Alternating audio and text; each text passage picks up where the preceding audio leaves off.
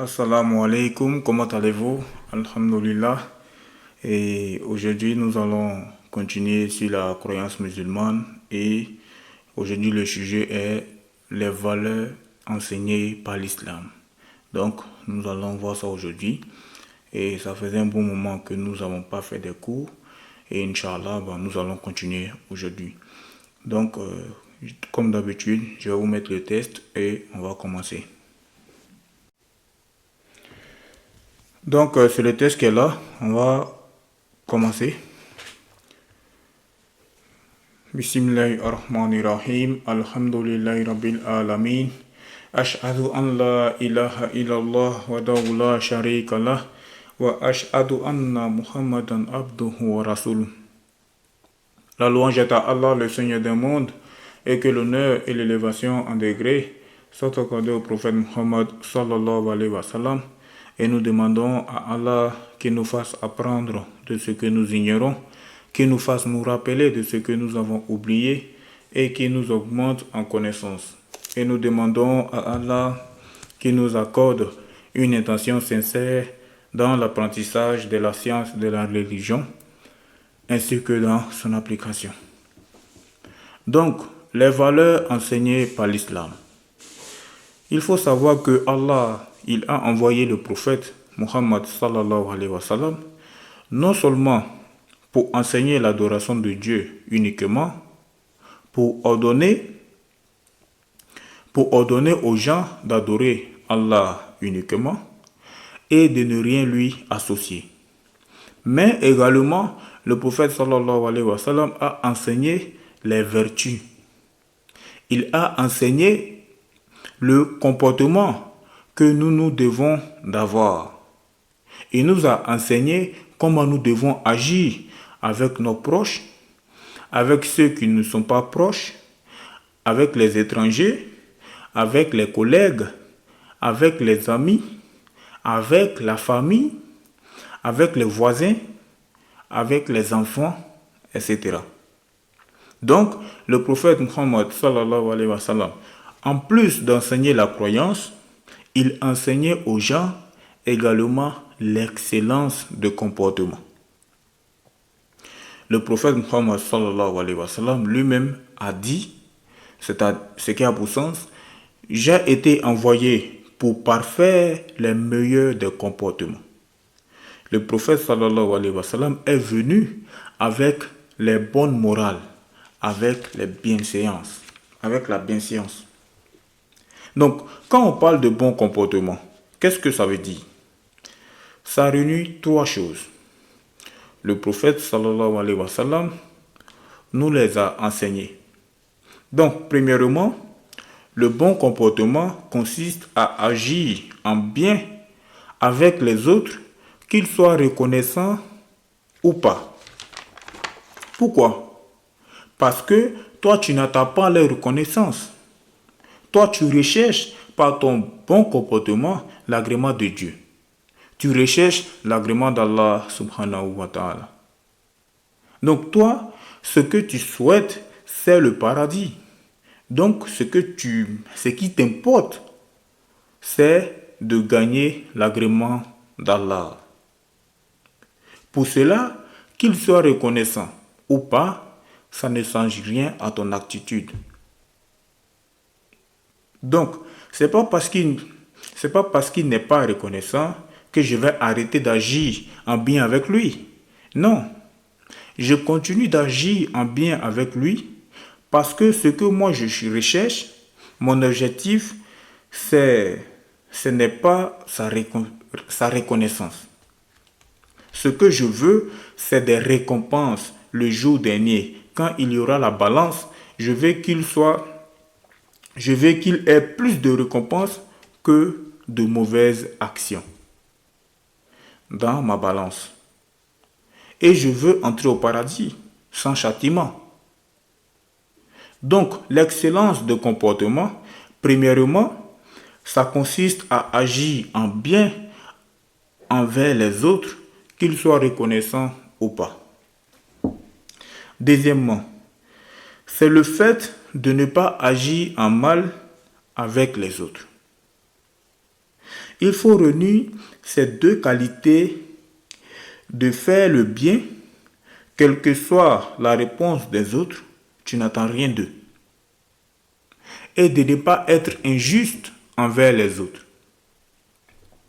Troisième point, c'est de supporter la nuisance des autres. Toi, tu fais le bien, et quand on te fait du mal, tu ne réponds pas au mal par le mal, mais tu réponds au mal par le bien. C'est ça, c'est-à-dire ça, c'est ce que le prophète Muhammad sallallahu alayhi wa sallam a enseigné. En plus d'avoir enseigné d'adorer Dieu uniquement et de ne rien lui associer. C'est ça l'enseignement de l'islam.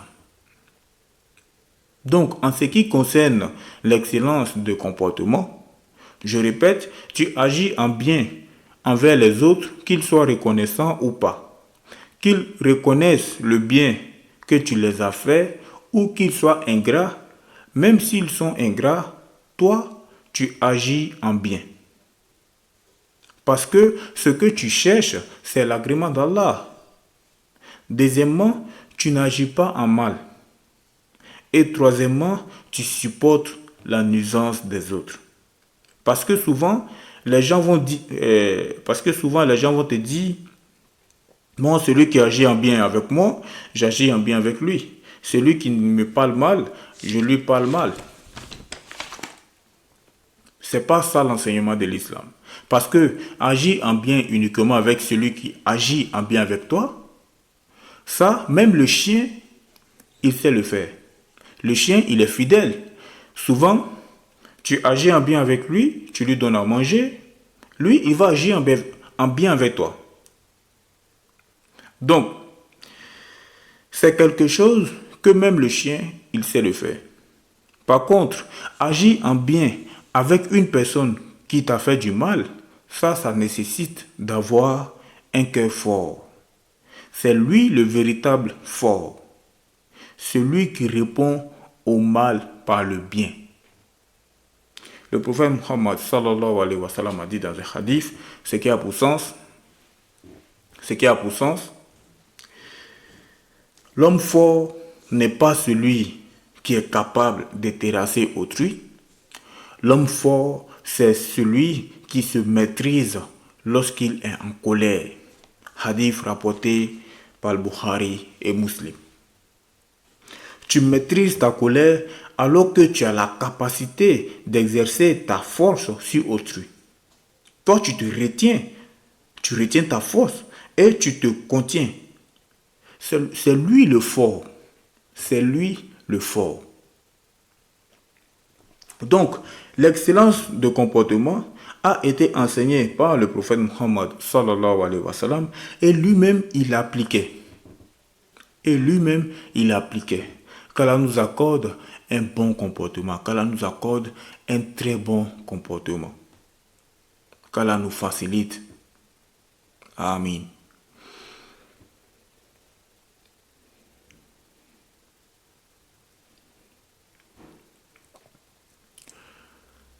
Parmi les choses que le prophète Muhammad sallallahu alayhi wa sallam a enseigné en islam, il y a le long silence.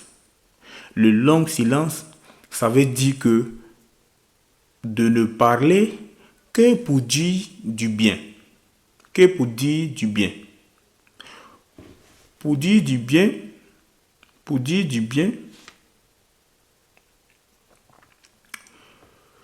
tu peux parler beaucoup. Il n'y a pas de problème. Et si tu veux faire des zikr, tu peux parler toute la journée. Donc, tu peux parler beaucoup si c'est pour dire du bien.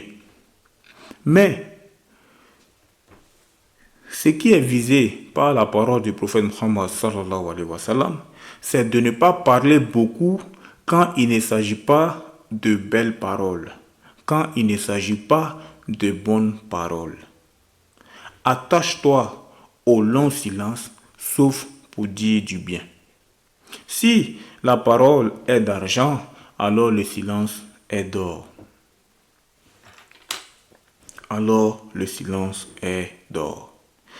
Le prophète Muhammad sallallahu alayhi wa sallam a aussi enseigné le fait de maîtriser sa colère.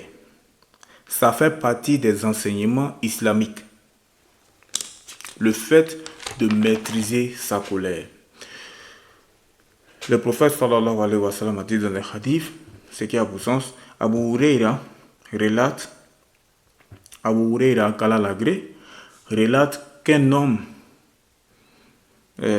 a dit au prophète Muhammad sallallahu alayhi wa sallam, donne-moi un conseil.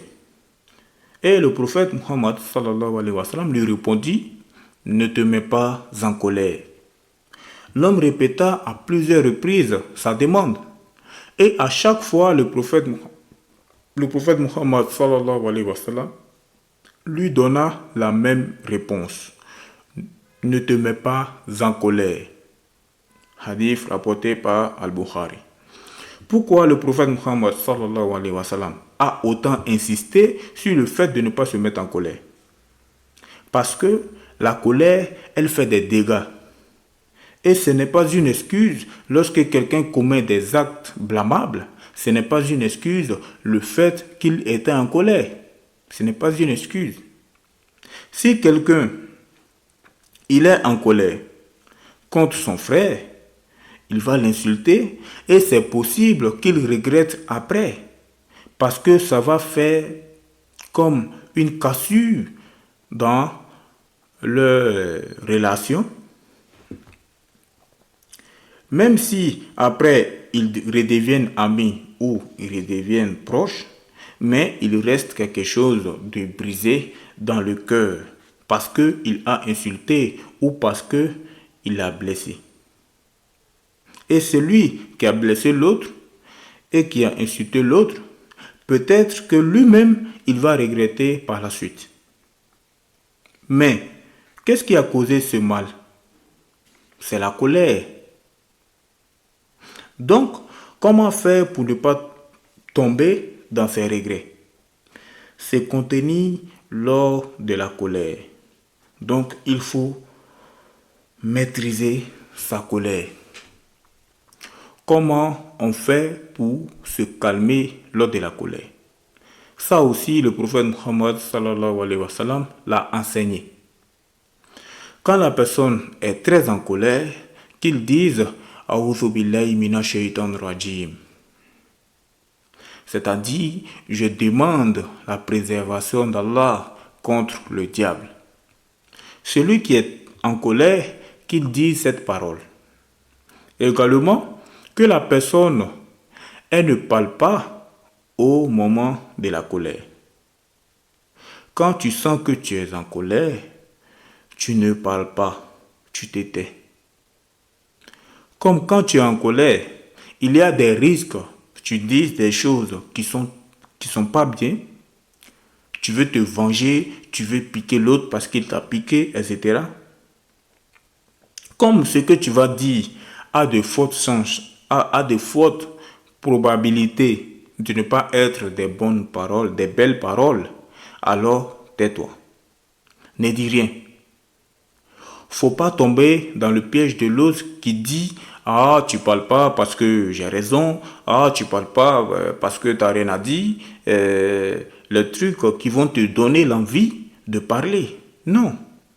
Toi, tu te tais et toi, tu sais pourquoi tu te tais. C'est pas pour donner raison ou pas donner raison. C'est pas pour une question de ça. C'est juste parce que tu es en colère et parce que tu es en colère, alors il ne vaut mieux pas parler au risque de regretter ce que tu vas dire. Ça aide aussi au moment de la colère à ne pas dépasser certaines limites. Lors de la colère, ils vont insulter. Et d'autres personnes vont aller encore plus loin. Ils vont jusqu'à insulter Allah. Et ça, c'est carrément de l'apostasie. Ça veut dire que ça fait sortir de l'islam. C'est de la mécréance. Celui qui fait ce genre de choses, il n'est plus musulman. Et qu'est-ce qui l'a fait sortir de l'islam? c'est la colère. Donc, il faut faire très attention à ne pas tomber en colère. Voilà pourquoi le prophète Muhammad sallallahu alayhi wa sallam a dit « Ne te mets pas en colère ». Donc, c'est très très important de maîtriser sa colère. C'est très très important. Et quand on est en colère, il a été rapporté du prophète Muhammad sallallahu alayhi wa sallam que si on est debout, alors on s'assoit pour calmer la colère. Et si on est assis, alors on s'allonge. Ça a un effet sur ton état, Inch'Allah, pour que ta colère diminue. Allah n'accorde à celui qui pardonne aux autres que plus d'honneur. Ça veut dire que quand tu es en colère, parce que quand on t'a fait du mal ou qu'on t'a parlé mal, pardonne. Le fait de pardonner, ça ne fait pas de toi un lâche ou un faible. Et le prophète Muhammad sallallahu alayhi wa sallam a enseigné aussi la bienfaisance envers les parents. Dans un hadith, Abu Huraira, qu'Allah l'agrée, relate qu'un homme vint trouver le messager d'Allah et lui demanda, ce qui a du sens, ô messager d'Allah, quelle est la personne qui mérite le plus que je lui tienne bonne compagnie? Ta mère, répondit le prophète Muhammad sallallahu alayhi wa sallam. Et ensuite, qui? Continua l'homme. Ta mère, répéta le prophète Muhammad sallallahu alayhi wa sallam. Ensuite, qui? Poursuivit l'homme. Ta mère. Et le prophète Muhammad sallallahu alayhi wa sallam lui répondit, ta mère. Donc, et ensuite, qui? Demanda-t-il. Ton père. Conclut le prophète sallallahu alayhi wa sallam. Hadith rapporté par Al-Bukhari et Muslim.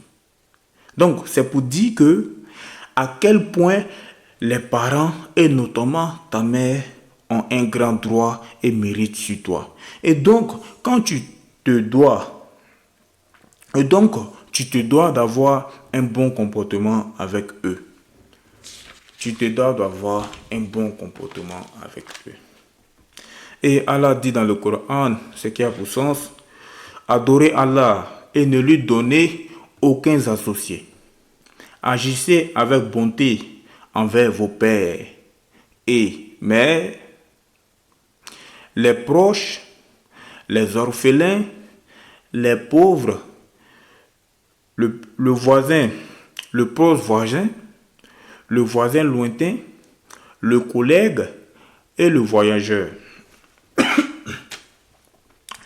Et il est également cité autre chose après. Et Allah n'agrée pas celui qui fait preuve d'arrogance et celui qui fait preuve d'orgueil. Allah n'agrée pas celui qui fait preuve d'arrogance et celui qui fait preuve d'orgueil. Qu'Allah nous en préserve. Amen. Qu'Allah nous en préserve de l'arrogance et de l'orgueil. Voilà l'enseignement de l'islam. L'islam, c'est la religion qu'Allah agrée, c'est la religion de tous les prophètes, c'est la religion qui nous permet non seulement de gagner le paradis, mais également de vivre de manière saine en société. Parce que celui qui applique ces paroles-là, n'est-ce pas qu'il sera du coup un bon enfant vis-à-vis de ses parents, un bon voisin, quelqu'un de généreux, quelqu'un de gentil, quelqu'un qui pardonne, etc. Donc celui qui applique ces paroles-là, qui applique ce verset. Et dans une autre verset, Allah Ta'ala dit dans le Coran, ce qui a pour sens, dit, venez que je vous cite ce que Allah vous a interdit. N'adorez pas autre chose avec Allah.